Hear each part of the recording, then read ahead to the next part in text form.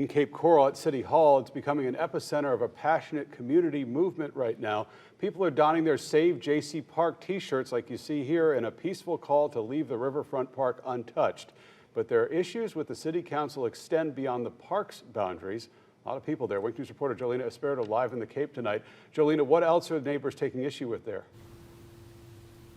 They're upset about the City Council's vote to give themselves a monthly stipend, which would also come from taxpayer dollars, just like the Jaycee Park changes. I spoke to one woman who told me there's a group starting a petition to get those Jaycee Park changes and the stipend on the upcoming ballot for repeal. Now take a look at video we got earlier.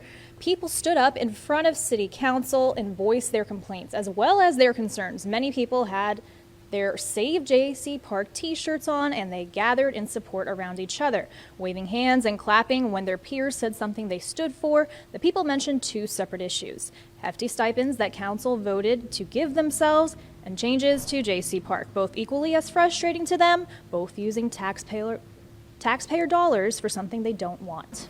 Knowing taking the money is illegal, how do you justify keeping it? You got to explain that to me. I'm a little brain dead. I always thought that illegal was wrong. I guess not here. It wasn't what was done, it was how it was done. Because I'm sure there will be a lot of people that would have voted for a raise for council. Not necessarily the raise you gave yourselves, but a raise. When I heard that the world record had been set in Cape Coral and Guinness was coming to record it, I just assumed that it was because the council had set a record for the highest pay raises in the history of the city and did it without the taxpayers' consent. Pull a dirty trick, people get angry. I mean, you can't do that. And that's why they're angry. And it's our taxes.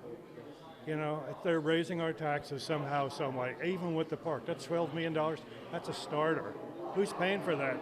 Us. If they ask us what we want to do, we say, don't do anything.